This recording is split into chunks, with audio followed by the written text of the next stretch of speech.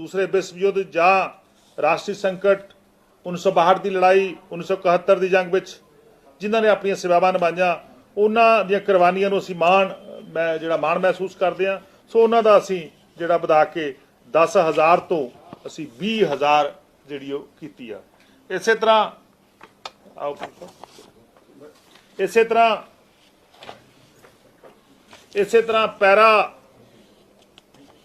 Paramilitary forces के अंदर मानयोग मुख्यमंत्री साहब ने ऐलान किया सीगा कि पैरामिलिटरी फोर्सेस के अंदर जिहड़े जख्मी हो जाते नेगे उन्हां लई भी राशि आ वो भी असी ਵਧਾਈ जागी। सो उहदे विच वड्डा जिहड़े 76% तो लैके 100% नकारा हो जाते सीगे। इन्हां नूं पहला 4 लाख रुपए मिलते सीगे, 4 तो फिर ये वध के 20 लाख रुपए होए। सो इसे इन्हां दे विच जिहड़ा हैगा 20 लाख तो वधा के हुण ये असी 40 लाख रुपया राशि कीती आ। जिस तरह चाहे कारगिल युद्ध दे होण या होर जिन्ने भी जिहड़े ऑपरेशन होए ने उन्हां दे जिहड़े भी जख्मी नेगे वो 76% तो लैके जिहड़े 100% तक नकारा हो जाते नेगे उन्हां दी राशि जिहड़ी आ 20 लाख तो वधा के 40 लाख रुपए की गई है। इस तरह जिहड़े 51% तो 75% तक नकारा हो जाते सी साडे सैनिक भरा उन्हां दी एक्सग्रेसिया ग्रांट जिहड़ी आ 10 लाख तो वधा के 20 लाख रुपए की गई है। इस तरह जिहड़े 25% तो 50% तक नकारा हो जाते सीगे उन्हां दी ग्रांट जिहड़ी आ 5 लाख तो 10 लाख रुपए तक वधाई गई आ। सो एक बहुत बड़ा फैसला मैं समझदा पंजाब दे साडे जिहड़े सूरवीर योधे पंजाब दे जिहड़े बहादुर सैनिक जिहड़े देश की डिफेंस दे विच जिहड़े सेवावां निभाउंदे ने उन्हां दी एक बहुत बड़ा वाधा अज सरदार भगवंत सिंह मान जी की अगवाई च कीता गया। इस तरह होर एक बड़ा इंपॉर्टेंट फैसला जिहड़ा मैं समझदा जिहदे नाल पंजाब दे साडे चेयरमैन साहब आए प्लीज़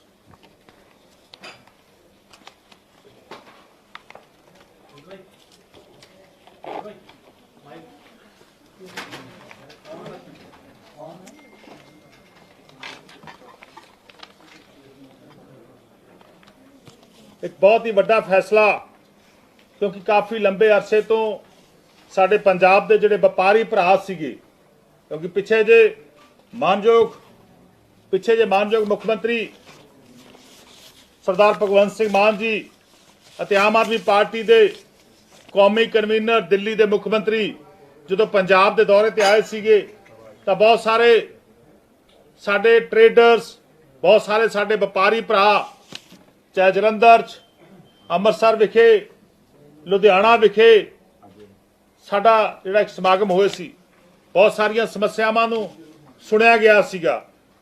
बहुत सारे व्यापारियों ने अपनियां अपनियां समस्यावां दा एक जिक्र कीता सीगा कि किहड़े पुराने एक्टां दे अंदर साडे ते केस जिहड़े ने कोई पंजाब चलदे सीगे और उहदे लई असीं वन टाइम सैटलमेंट स्कीम लैके आयागे।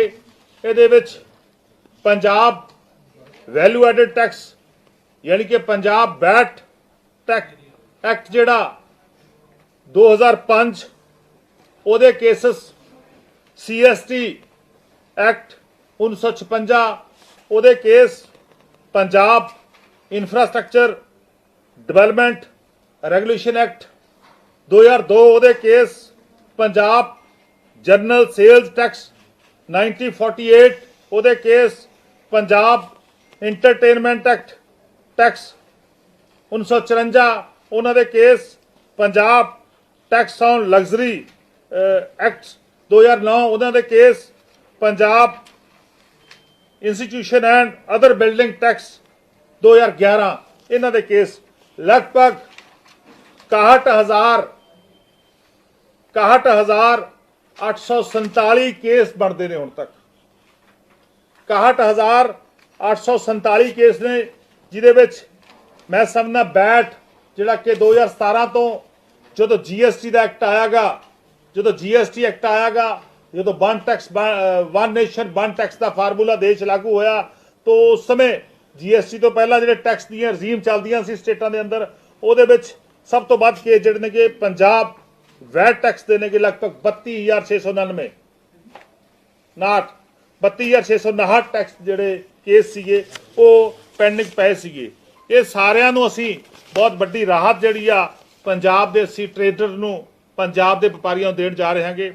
ਅੱਜ ਕੈਬਨਿਟ ਦਾ ਬਹੁਤ ਹੀ ਅਹਿਮ ਫੈਸਲਾ ਮੈਂ ਸਮਝਦਾ ਦੀਵਾਲੀ ਉੱਪਰ ਦੀਵਾਲੀ ਦੇ ਸ਼ੁਭ ਤਿਉਹਾਰ ਦੇ ਉੱਤੇ ਸਾਡੇ ਜਿਹੜੇ ਵਪਾਰੀ ਭਰਾ ਨੇ ਪੰਜਾਬ ਦੇ ਵਪਾਰੀ ਭਰਾ ਨੇ ਪੰਜਾਬ ਦੇ ਟ੍ਰੇਡਰ ਨੇਗੇ ਉਹਨਾਂ ਲਈ ਇੱਕ ਬਹੁਤ ਵੱਡੀ ਰਾਹਤ ਦਾ ਫੈਸਲਾ ਜਿਹੜਾ ਅੱਜ ਲਿਆ ਗਿਆ। ਬਹੁਤ ਮੈਂ ਸਮਝਦਾ ਦੀਵਾਲੀ ਦੇ ਉੱਤੇ ਗਿਫਟ ਜਿਹੜਾ ਦੀਵਾਲੀ ਦੇ ਉੱਤੇ ਗਿਫਟ ਸਰਦਾਰ ਭਗਵੰਤ ਸਿੰਘ ਮਾਨ ਮਾਨਯੋਗ ਮੁੱਖ ਮੰਤਰੀ ਸਾਹਿਬ ਨੇ ਵਪਾਰੀਆਂ ਨੂੰ ਦਿੱਤਾ ਗਾ ਕਿਉਂਕਿ ਬੜੀ ਚਿਰਕੋਣੀ ਮੰਗ ਸੀਗੀਆਂ।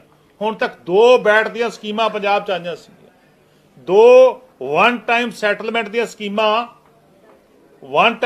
ਦੀਆਂ 2 ਸਕੀਮਾਂ ਪੰਜਾਬ 'ਚ ਆਈਆਂ ਸੀਗੀਆਂ ਔਰ ਦੋਨੇ ਹੀ ਸਕੀਮਾਂ ਫੇਲ ਹੋ ਚੁੱਕੀਆਂ ਸੀ ਪੰਜਾਬ 'ਚ।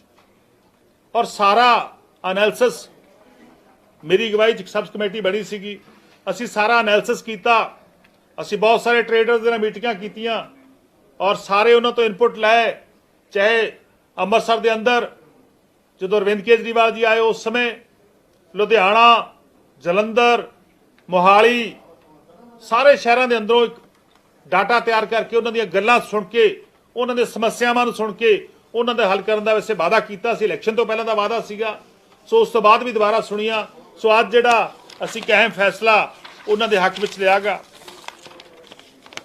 ਔਰ ਜਿਨ੍ਹਾਂ ਦਾ ਲਮਸਮ ਟੈਕਸ 1 ਲੱਖ ਰੁਪਏ ਤੱਕ ਆ, ਜਿਹੜੇ ਵਪਾਰੀਆਂ ਨੇ ਡਿਪਾਰਟਮੈਂਟ ਦਾ 1 ਲੱਖ ਰੁਪਏ ਤੱਕ ਦਾ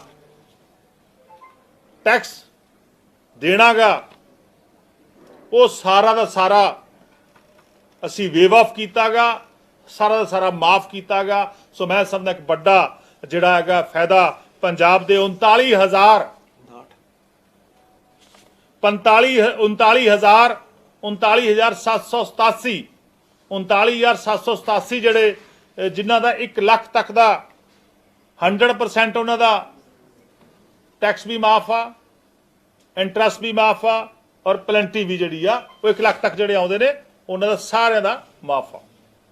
1 ਲੱਖ ਤੋਂ ਲੈ ਕੇ ਜਿਨ੍ਹਾਂ ਦੀ 1 ਲੱਖ ਤੋਂ ਲੈ ਕੇ 1 ਕਰੋੜ ਰੁਪਏ ਤੱਕ ਦਾ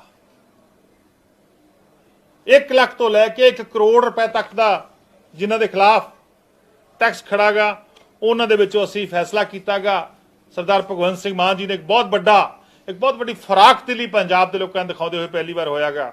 ਪੰਜਾਬ ਦੇ ਅੰਦਰ ਇੰਡਸਟਰੀ ਨੂੰ ਕਿਵੇਂ ਲੈ ਕੇ ਆਉਣਾਗਾ, ਪੰਜਾਬ ਦੇ ਵਪਾਰੀਆਂ ਨੂੰ ਹੋਰ ਕਿਵੇਂ ਤਾਕਤਵਰ ਕਰਨਾਗਾ, ਕਿਉਂਕਿ ਜੇ ਸਾਡਾ ਬਿਜ਼ਨਸ ਵਧੂਗਾ ਤਾਂ ਮੈਂ ਸਮਝਦਾ ਸਾਡਾ ਪੰਜਾਬ ਵੀ ਹੋਰ ਤਰੱਕੀ ਕਰੂਗਾ। ਤਾਂ ਅਸੀਂ ਜਿੰਨਾ ਉਹਨਾਂ ਨੇ 1 ਕਰੋੜ ਤੱਕ ਦਾ ਟੈਕਸ ਆਗਾ ਉਹਦੇ 'ਚ ਅਸੀਂ 50% ਮਾਫ ਕੀਤਾਗਾ।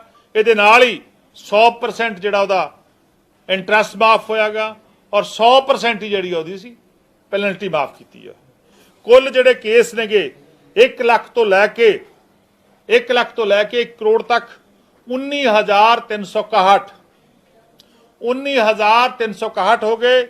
1 ਲੱਖ ਤੱਕ 39,787 ਤੇ 1 ਕਰੋੜ ਤੱਕ 1 ਲੱਖ ਤੋਂ ਲੈ ਕੇ 19,361 यानी कि टोटल 59,148 लगभग पंजाब दे विच 60,000 बंदियां नूं 60,000 पंजाब दे व्यापारियों नूं मैं समझदा एक बड़ा राहत जिहड़ी आ वड्डी राहत जिहड़ी आ सरदार भगवंत सिंह मान जी दी सरकार ने दित्ती आ।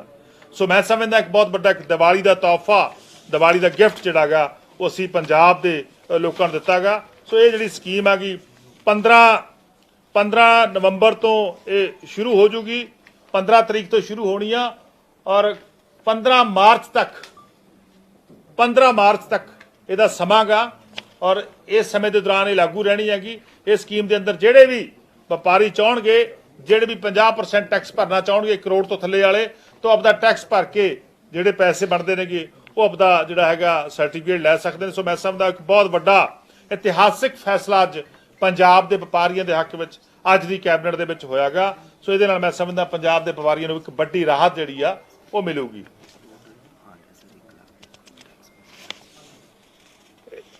जी टोटल डिमांड आ ना जी 1 लाख तक तो लैके टैक्स भी है इंटरस्ट भी है तो पेनल्टी भी है। 1 ਲੱਖ ਤੱਕ ਦੀ ਅਮਾਉਂਟ ਦਾ ਮਤਲਬ ਆ ਕਿ ਇਹ ਨਹੀਂ ਕਿ ਟੈਕਸ ਹੈ, ਉਹਦੇ 'ਚ ਟੈਕਸ ਵੀ ਆ, ਇੰਟਰਸਟ ਵੀ ਆ ਤੇ ਪਲੈਂਟੀ ਵੀ ਆ। ਔਰ ਇਸੇ ਤਰ੍ਹਾਂ ਜਿਹੜਾ 1 ਕਰੋੜ ਤੱਕ ਆ ਉਹਦੇ ਵਿੱਚ ਵੀ ਟੈਕਸ ਵੀ ਆ, ਪਲੈਂਟੀ ਵੀ ਆ ਤੇ ਇੰਟਰਸਟ ਵੀ ਆ। ਸੋ ਮੈਂ ਸਮਝਦਾ ਅੱਜ ਇੱਕ ਦੀਵਾਲੀ ਦੇ ਮੌਕੇ ਦੇ ਸ਼ੁਭ ਮੌਕੇ ਦੇ ਉੱਤੇ ਸਰਦਾਰ ਭਗਵੰਤ ਸਿੰਘ ਮਾਨ ਜੀ ਨੇ ਇੱਕ ਵੱਡਾ ਫੈਸਲਾ ਪੰਜਾਬ ਦੇ ਵਪਾਰੀਆਂ ਦੇ ਹੱਕ ਵਿੱਚ ਦਿੱਤਾ ਗਾ। ਬਹੁਤ ਹੀ ਮੈਂ ਸਮਝਦਾ ਅਹਿਮ ਫੈਸਲਾ ਜੇ ਹੋਇਆਗਾ। ਇਸ ਤੋਂ ਬਿਨਾਂ ਪੰਜਾਬ ਦੇ ਅੰਦਰ ਕਾਨੂੰਗੋਜ਼ ਦਾ ਤੇ ਪਟਵਾਰੀਆਂ ਦਾ ਕਾਮਨ ਕਾਡਰ ਨਹੀਂ ਸੀ ਪੰਜਾਬ ਦੇ ਅੰਦਰ। ਕਾਮਨ ਕਾਡਰ ਨਹੀਂ ਸੀ ਪੰਜਾਬ ਦੇ ਅੰਦਰ। ਜ਼ਿਲ੍ਹਿਆਂ ਦੇ ਕਾਡਰ ਬਣੇ ਹੋਏ ਸੀ, ਡਿਸਟ੍ਰਿਕਟ ਦੇ ਕਾਡਰ ਬਣੇ ਹੋਏ ਸੀਗੇ। ਅੱਜ ਉਹ ਵੀ ਇੱਕ ਬਹੁਤ ਹੀ ਅਹਿਮ ਫੈਸਲਾ ਹੋਇਆਗਾ। ਕਿਉਂਕਿ ਹੁਣ ਸ਼ਹਿਰੀਕਰਨ ਜਿਹੜਾ ਪੰਜਾਬ ਦਾ ਸ਼ਹਿਰੀਕਰਨ ਬੜੀ ਤੇਜ਼ੀ ਦੇ ਨਾਲ ਹੋ ਰਿਹਾਗਾ। ਸੋ ਅੱਜ ਬਹੁਤ ਹੀ ਅਹਿਮ ਫੈਸਲਾ ਹੋਇਆਗਾ ਕਿ ਇੱਕ ਪੰਜਾਬ ਦਾ ਕਾਮਨ ਕਾਡਰ ਜਿਹੜਾ ਉਹ ਅੱਜ ਅਸੀਂ ਪੰਜਾਬ 'ਚ ਬਣ ਗਿਆ। ਅੱਜ ਤੋਂ ਬਾਅਦ ਸਾਰਾ ਪਟਵਾਰੀਆਂ ਦਾ ਤੇ ਕਾਨੂੰਗੋ ਦਾ ਕਾਮਨ ਕਾਡਰ ਹੋਊਗਾ। ਪਹਿਲਾਂ ਨਾਇਬ ਤਹਿਸੀਲਦਾਰਾਂ ਦਾ ਤੇ ਤਹਿਸੀਲਦਾਰਾਂ ਦਾ ਕਾਮਨ ਕਾਡਰ ਸੀਗਾ ਇਸ ਰੈਵਨਿਊ ਡਿਪਾਰਟਮੈਂਟ ਦੇ ਅੰਦਰ। ਹੁਣ ਜਿਹੜਾ ਹੈਗਾ ਸੋ ਉਹ ਕਾਮਨ ਕਾਡਰ ਜਿਹੜਾ ਪਟਵਾਰੀਆਂ ਤੇ ਕਾਨੂੰਗੋ ਦਾ ਵੀ ਬਣ ਗਿਆ। ਸੋ ਇਹਦੇ ਨਾਲ ਬਹੁਤ ਵੱਡਾ ਜਿਹੜਾ ਰਾਹਤ ਆ ਲੋਕਾਂ ਨੂੰ ਮਿਲੂ ਜੀ। ਇਹ ਸਰ ਇੱਕ ਵਾਰੀ ਤੀਰਥ ਸਥਾਨ ਦੱਸ ਦਿਓ ਕਿ ਕਿਹੜੇ ਕਿਹੜੇ, ਔਰ ਉਮਰ ਕੋਈ ਤੈਅ ਕੀਤੀ ਕਿ 60 ਸਾਲ ਤੋਂ ਉੱਪਰ ਹੈ ਜਾਂ ਕਿੰਨੇ ਆ, ਔਰ ਇਹਨਾਂ ਦਾ ਕੋਈ ਹੈਲਪ ਕਰਨ ਦੇ ਲਈ ਕੋਈ ਨਾਲ ਇੱਕ ਬੰਦਾ ਵੀ ਜਾ ਸਕਦਾ ਜਿਹੜਾ ਇਹਨਾਂ ਦੇ ਸਾਥ ਸੰਭਾਲਦਾ। ਦੇਖੋ ਤੀਰਥ ਸਥਾਨ ਜਿਨ੍ਹਾਂ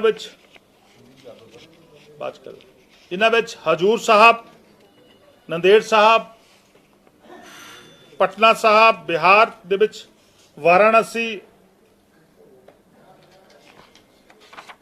ਹੋਰ ਬਹੁਤ ਸਾਰੇ ਧਾਰਮਿਕ ਸਥਾਨ।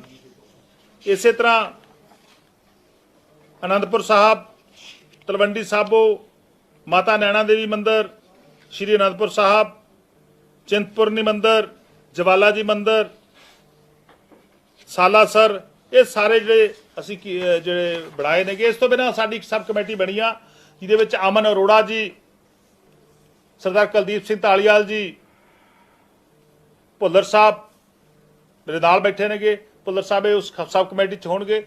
ਜਿਹੜੇ ਵੀ ਕੋਈ ਨਵੇਂ ਸੁਝਾਅ ਆਉਣਗੇ ਉਹ ਵੀ ਲੈ ਜਾਣਗੇ। ਬਿਲਕੁਲ ਬਹੁਤ ਸਾਰੇ ਹੋਰ ਵੀ ਇਹ 'ਚ ਅਸੀਂ ਜਿਹੜੇ ਸੁਝਾਅ ਆਏ ਸੀਗੇ ਉਹਨਾਂ ਨੂੰ ਇਨਕਾਰਪੋਰੇਟ ਕਰਕੇ ਇਹ ਲਾਗੂ ਹੋਊ। ਕਿੰਨੀ ਉਮਰ ਦੇ ਜਿਹੜੇ ਲੋਕ ਆ ਉਹ ਸਫ਼ਰ ਕਰ ਸਕਣਗੇ? ਇਹ ਸਾਰਾ ਕੁਝ ਜਿਹੜਾ ਸਾਡੀ ਸਬ ਕਮੇਟੀ ਜਿਹੜੀ ਆ ਉਹ ਤੈਅ ਕਰ ਰਹੀ। ਜੀ ਮਤਲਬ ਹਿੰਦੀ ਚ ਵੀ ਬਰੀਫਿੰਗ ਕਰ ਸਕਦੇ ਹੋ। 2-3 ਇੰਪੋਰਟੈਂਟ ਪੁਆਇੰਟਸ ਕਿਹੜੇ ਪੁਆਇੰਟ ਤੁਸੀਂ ਪੁੱਛ ਲਓ। ਇੱਕ ਤਾਂ ਤੀਰਥ ਸਕੀਮ ਜਿਹੜੀ ਸੀਐਮ ਤੀਰਥ ਯਾਤਰਾ ਸਕੀਮ, ਔਰ ਜਿਹੜਾ ਐਕਸਪੀਰੀਟ ਜਾਂ ਇਨਕਮ ਤੁਸੀਂ ਵਧਾਈ ਹੈਗੀ ਹੈ पैरामिलिट्री फोर्सेस। देखिए पंजाब में आज हमारे माननीय मुख्यमंत्री सरदार भगवंत सिंह मान जी की अगुवाई में हमारी कैबिनेट की मीटिंग हुई। उसमें बहुत सारे इम्पोर्टेंट डिसीजन पंजाब के पक्ष में, पंजाब के लोगों के पक्ष में लिए गए, जिसमें मैं समझता हूं सबसे मुख्य हमारा जो आज का फैसला है, आज का डिसीजन है, वो है कि मुख्यमंत्री तीर्थ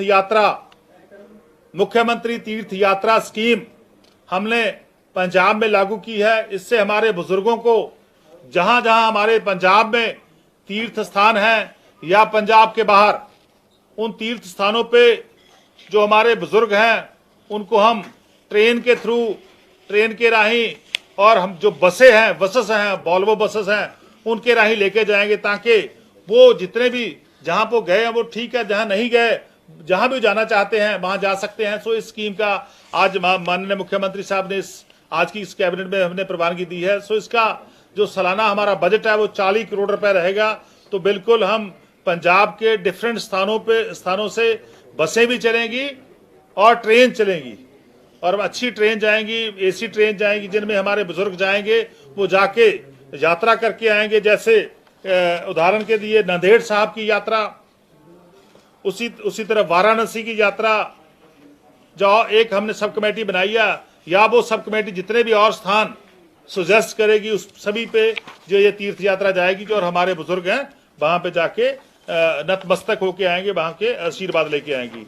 इसी तरह एक और इम्पॉर्टेंट डिसीजन आज की कैबिनेट में हुआ है, जिसमें जो हमारे पुराने केसेस हैं, जो जीएसटी रिजीम आने से पहले 2017 से पहले के जितने एक्ट थे, जिनमें से Punjab value added tax, Punjab VAT tax 2005, CST tax 1956, Punjab infrastructure development regulation act 2002, Punjab general sales act 1948, Punjab entertainment tax 1954, Punjab tax and luxurious 2009, Punjab institution and other building tax 2011।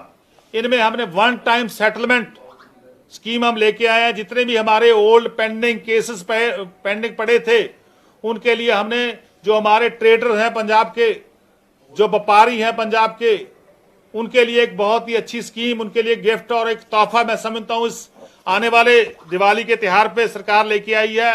सरदार भगवंत सिंह मान जी लेके आए हैं, क्योंकि पिछले दिन ही हमारे माननीय नेशनल कन्वीनर अरविंद केजरीवाल जी और पंजाब के माननीय मुख्यमंत्री सरदार भगवंत सिंह मान जी ने पंजाब के डिफरेंट प्लेसेस पे जाके पंजाब के व्यापारियों की बात सुनी थी, चाहे वो अमृतसर साहब हो, जालंधर, लुधियाना, मोहाली, इन सभी पे हमारे कन्क्लेव हुए थे। वहां पे जाके बहुत सारी व्यापार की, जितनी भी व्यापार की एसोसिएशन थी वो आई थी। उन्होंने अपनी समस्याएं सरकार के साथ शेयर की थी कि हमारी ये समस्या है। उनमें से ये बहुत बड़ी समस्या हमारे सामने आई थी, तो हमने ये वन टाइम सेटलमेंट स्कीम जो है उसको आज लेके आए हैं। पहले भी 2 स्कीमें पुरानी कांग्रेस के समय आई थी, वो दोनों स्कीम जो है पंजाब में फेल हो चुकी थी, पर लेकिन ये तीसरी स्कीम जो हम लेके आए हैं, इसको बड़े अच्छे तरीके से, बड़े हमने विचार चर्चा के बाद इसको हमने डिसाइड किया है कि कैसे इसको लागू करना है। इसका एक हमने फॉर्मेट तैयार किया है। जितने भी टैक्स डिफॉल्टर, जिनने टैक्स नहीं भरा, किसी न किसी कारण वो टैक्स भरने से चूक गए, उनके खिलाफ जो पेंडिंग केस हमारे ऑफिसर साहिबान की कमेटियों में या डिफरेंट कोर्ट्स में पेंडिंग पड़े हैं, उनके लिए हमने जिनका टैक्स पेनल्टी और जो उसका इंटरेस्ट है, टैक्स पेनल्टी और इंटरेस्ट जो 1 लाख तक की अमाउंट बनती है, उनके लिए हमने उनको 100% वेव ऑफ किया है, यानी कि 100% उनको माफ कर दिया। जिनका 1 लाख तक बनता, क्या बनता है, 1 लाख तक टैक्स पेनल्टी और इंटरेस्ट, वो हमने बिल्कुल 1 लाख तक का बिल्कुल हमने 100% उसको माफ कर दिया है। और दूसरा जो 1 लाख से लेके जिनका 1 करोड़ तक, 1 लाख से लेके 1 करोड़ तक टैक्स पेनल्टी और इंटरेस्ट बनता है, उसको हमने 50% तक कर दिया। बस उसमें टैक्स और पेनल्टी जो 100% वेव रहेगा। सो ये स्कीम जो है 15 नवंबर से पंजाब में लागू होगी। 15 नवंबर से लेके 15 मार्च 2024 तक ये लागू रहेगी। सो मैं समझता हूँ ये बहुत बड़ी राहत जो है पंजाब के लोगों को मिली है। इसी तरह जो एक्सग्रेशिया ग्रांट है, वो पहले उसको बढ़ा के डबल कर दिया गया।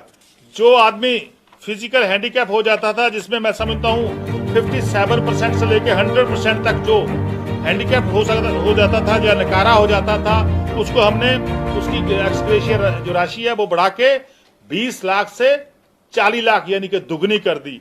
इसी तरीके से जो 51% से लेके 75% तक जो आदमी, जो हमारा सैनिक जो नकारा हो जाता था, उसको हमने 10 लाख से बढ़ा के उसकी जो है अमाउंट है 20 लाख कर दी। इसी तरीके से जो 25% से लेके 50% तक जिसकी इंजरी होती थी या नकारा हो जाता था, उसकी हमने अमाउंट 5 लाख से बढ़ा के 10 लाख कर दी। तो मैं समझता हूँ जो पंजाब के जो हमारे सैनिक, जो हमारे भाई सरहद पे लड़ते हैं, जो हमारे लिए हमारी रक्षा करते हैं, उनके लिए जो उन ऑपरेशंस में उनकी इंजरी हो जाती है, उनके लिए ये बहुत बड़ी राहत सरकार ने आज ऐलान की। इसी तरीके से जिन लोगों ने पंजाब के लिए, देश के लिए लड़ाई लड़ी, चाहे सेकंड वर्ल्ड वार हो या राष्ट्रीय जब लड़ाई हुई थी या राष्ट्रीय संकट आया 1962 में, 1962 में, 1971 में, जो उनमें उनके जंगी शहीद हैं, उनकी विधवाएं हैं, उनके लिए हमने जो राशि थी, जंगी जगीर थी, जो जगीर उनके परिवार को मिलती थी,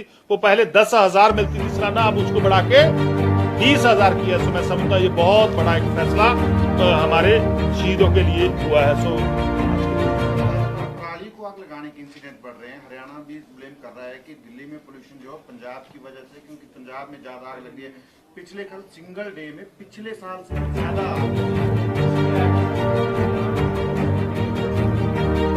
देखिए, बिल्कुल हमने पहली बार हुआ है कि सबसे ज्यादा जो हैप्पी सीडर है या जितने भी हम इक्विपमेंट किसानों को दे सकते थे, उसके लिए हमने पूरा इंतजाम किया था, सब किसानों को दिए गए हैं।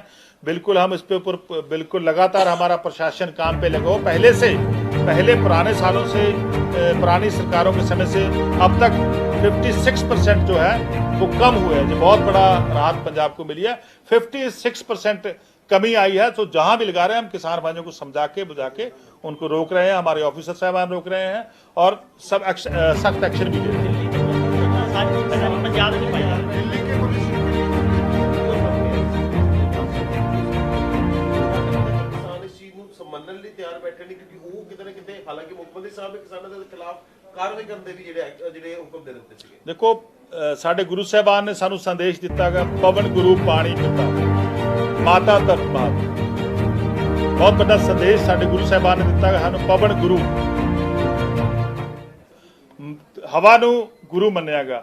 ਸੋ ਮੈਂ ਸਮਝਦਾ ਇਸ ਸਮੇਂ ਇਸ ਬਹੁਤ ਵੱਡੇ ਕਨਸੈਪਟ ਨੂੰ ਸਾਡੇ ਕਿਸਾਨ ਭਰਾ ਬੜੀ ਅੱਛੇ ਤਰੀਕੇ ਨਾਲ ਸਮਝ ਰਹੇ ਨੇ।